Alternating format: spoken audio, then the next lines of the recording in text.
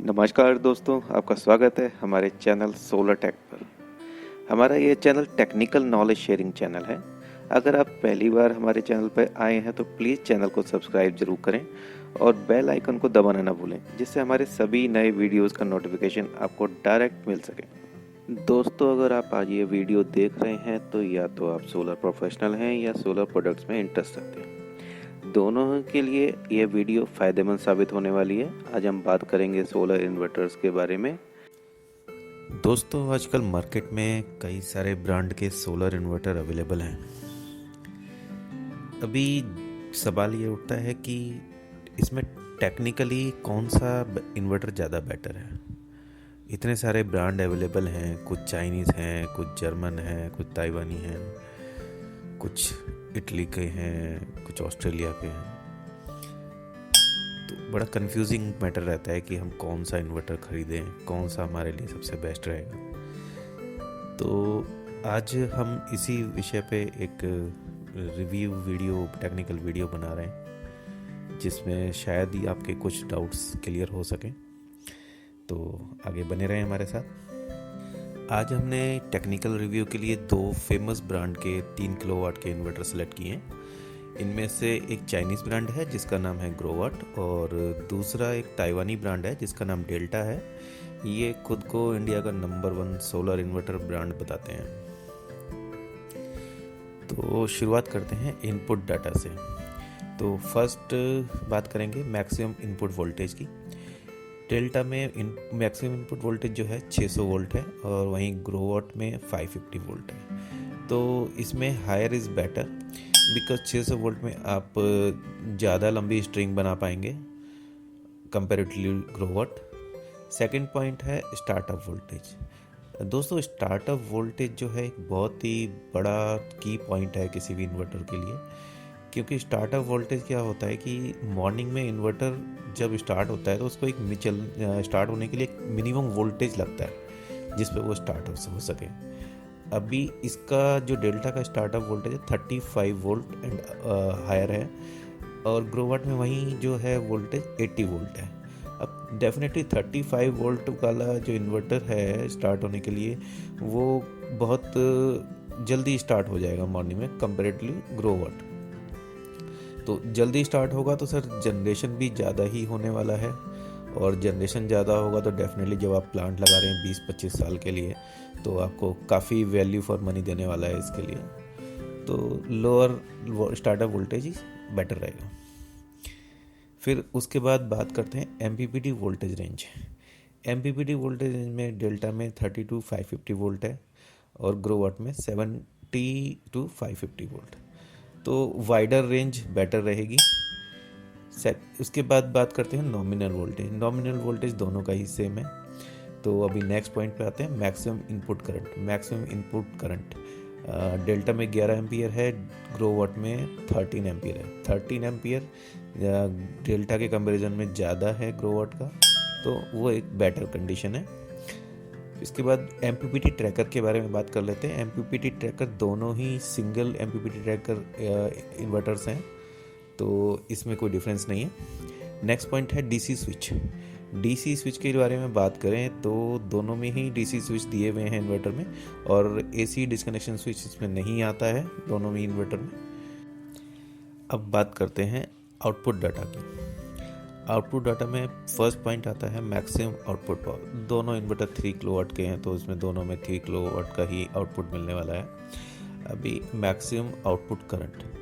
Output current भी दोनों ही inverter का सेम है 14.3 एम्पियर, तो यहाँ कुछ डिफरेंस नहीं है। फिर टीएचडी टोटल हार्मोनी डिस्टॉर्शन, दोनों इन्वर्टर का लेस देन 3% है, जो कि अच्छा है और सेम है दोनों में। उसके बाद में हम लोग बात करते हैं एसी वोल्टेज रेंज।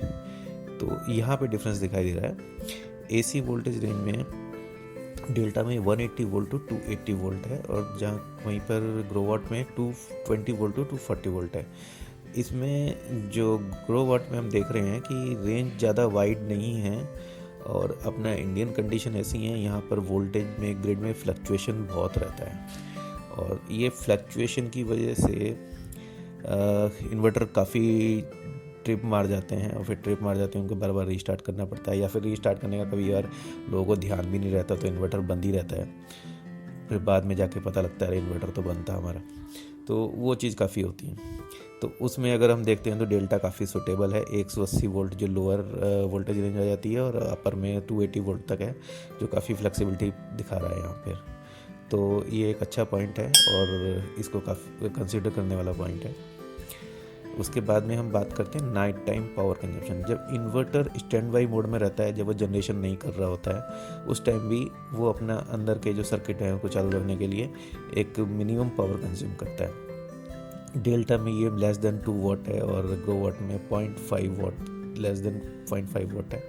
तो डेफिनेटली ग्रो वाट की पावर कंजप्शन काफ़ी इकोनॉमिकल है और ये एक इसका प्लस पॉइंट है। पावर फैक्टर दोनों ही इन्वर्टर का बराबर ही है, सेम है, तो उसमें कोई डिफरेंस दिखाई नहीं दे रहा। अभी बात करेंगे हम लोग एफिशिएंसी के बारे में। मैक्सिमम एफिशिएंसी, ये मैक्सिमम एफिशिएंसी OEM डिसाइड करते हैं, मतलब ओरिजिनल इक्विपमेंट मैन्युफैक्चर, वो अपनी टेस्टिंग करते हैं, उसके अकॉर्डिंग करते हैं। तो डेल्टा में देखते हैं 97.5% दी गई है और ग्रो वाट में वहीं पे 97.6% गई है, 0.1% हायर है ग्रो वाट में। वहीं यूरो एफिशिएंसी, जो कि यूरोप में जो स्टैंडर्ड्स डिसाइड किए हुए यूरोपियन कंट्रीज़ ने, उसके अकॉर्डिंग टेस्टिंग होती है। तो उसमें देखते हैं तो 97% डेल्टा की है और 97.3%, मतलब 0.3% हायर ग्रो वाट की है। तो यहाँ पे ग्रो वाट डेफिनेटली आगे है डेल्टा से। अभी हम बात करेंगे जनरल डाटा के बारे में। सबसे फर्स्ट पॉइंट है डिस्प्ले। डेल्टा में जैसे लिखा है माई डेल्टा सोलर ऐप, डेल्टा में कोई डिस्प्ले नहीं आता है दोस्तों, और इसमें एक इन्होंने मोबाइल ऐप प्रोवाइड की हुई है। वो मोबाइल ऐप अपने मोबाइल में इंस्टॉल कर लीजिए और मोबाइल में इंस्टॉल करने के बाद इसके साथ में कनेक्ट करके आप उसको वायरलेसली कनेक्ट करना पड़ता है, कनेक्ट करके आप उसमें डाटा पूरा देख सकते हैं। वहीं ग्रो वाट में आपको LCD स्क्रीन दी हुई है जो लोकल आपको डिस्प्ले दे सकती है। आप कोई भी पैरामीटर वहाँ पे लोकली भी चेक कर सकते हो, इन्वर्टर पे देख सकते हो। तो ये डिफरेंट सॉल्यूशन है, इसमें ऐसा कुछ नहीं है कि ये बेटर है कि वो बेटर है, एक टेक्नोलॉजी डिफरेंट है। फिर उसके बाद बात करते हैं कम्युनिकेशन। अभी कम्युनिकेशन प्रोटोकॉल्स में डेल्टा में इनबिल्ट वाईफाई दिया हुआ है, RS485 कनेक्शन दिए हुए हैं, पोर्ट दिया रहता है उसमें। तो 2 इसमें डिफ़ॉल्ट कनेक्शंस दिए हुए हैं इसके लिए, कम्युनिकेशन के लिए। वहीं अगर ग्रो वाट में बात करें तो RS232, हाँ इसमें RS232 इनबिल्ट है, बाकी RF वाईफाई LAN GPRS ये ऑप्शनल दिए हुए हैं। उनके लिए आपको हो सकता है कुछ एक्स्ट्रा चार्जेस वगैरह देने पड़े। उनके डिफरेंट डिवाइसेस आती हैं, वो कंपनी की डिवाइसेस आपको परचेज़ करनी पड़ेंगी अगर आप चाहते हैं उसमें कनेक्शन करना।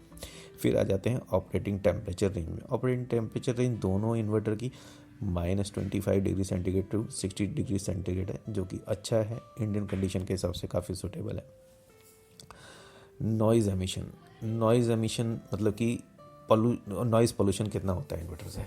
अभी डेल्टा में 20 dB दिखा रखा है और ग्रो वाट बताते हैं कि लेस देन 25, तो इसमें थोड़ा सा डिफरेंस है। ग्रो वाट में थोड़ा आपको नॉइज़ ज़्यादा दिखाई देगी, नॉइज़ ज़्यादा सुनाई देगी मतलब, और डेल्टा में थोड़ा कम है नॉइज़ पोल्यूशन। फिर डायमेंशन के बारे में बात करते हैं। डायमेंशन में क्लियरली डेल्टा का इन्वर्टर साइज़ में बड़ा है इस ग्रो वाट से, और छोटा होना एक बेटर है, जगह कम कवर करता है। और उसके बाद वेट के बारे में बात करते हैं। वेट में ज़्यादा कोई डिफरेंस नहीं है, 0.1 kg का डिफरेंस है, 100 ग्राम का डिफरेंस है, तो ऑलमोस्ट सेम ही है। अभी एनवायरमेंटल प्रोटेक्शन रेटिंग, अभी दोनों इन्वर्टर को जो वेदर कंडीशन के हिसाब से एनवायरमेंट प्रोटेक्शन रेटिंग दी हुई है, IP65 दोनों को मिला हुआ है, जो कि अच्छा है, और इन्वर्टर्स को डस्ट वाटर वगैरह से, स्प्लैशेज, पानी का स्प्लैश वगैरह से बचाएगा। फिर वारंटी की बात करते हैं। वारंटी में आप देखें दोनों स्टैंडर्ड वारंटी 5 ईयर्स आती है और 10 ईयर का दोनों में ऑप्शनल दिया हुआ है। अगर आप चाहते हैं 10 ईयर की, आप ऑप्ट कर सकते हैं, उसके लिए कुछ आपको एक्स्ट्रा चार्जेस देने पड़ेंगे जो कंपनी अपने जो उनके टर्म्स कंडीशन होते हैं उसके अकॉर्डिंग वो लोग डिसाइड करते हैं। तो दोस्तों अभी अगर फाइनल वर्डिक्ट की बात करें तो मेरी ओपिनियन ये है कि डेल्टा का इन्वर्टर टेक्निकली स्ट्रॉन्ग है कंपेरेटिवली ग्रो वाट के इन्वर्टर से। बाकी ये मेरी राय है, आपकी राय हो सकता है कुछ और भी हो, तो आप खुद डिसाइड कीजिए आपको कौन सा इन्वर्टर परचेज़ करना है। अभी अगर आप इस इन्वर्टर को परचेज़ करना चाहते हैं तो इसके लिए लिंक हमने नीचे डिस्क्रिप्शन में दिए हुए हैं। और आपको ये वीडियो वॉच करने के लिए बहुत बहुत धन्यवाद। हम चाहेंगे कि आप ये वीडियो को ज़्यादा से ज़्यादा लोगों के साथ शेयर करें और इसको हमारे चैनल को सब्सक्राइब करना ना भूलें। और अगर आप चाहते हैं कि इस तरह के वीडियो हम आगे भी बनाएं तो आप कोई टॉपिक हमें सजेस्ट कर सकते हैं, नीचे कमेंट्स में लिख दीजिए। और आपका और भी कोई सजेशन हो इस वीडियो से रिलेटेड या फिर कुछ और आप हमको सजेशन देना चाहते हैं तो नीचे प्लीज़ कमेंट में ज़रूर लिखें। तो दोस्तों, लाइक कीजिए, सब्सक्राइब कीजिए, कमेंट कीजिए और देखते रहिए। Thank you very much.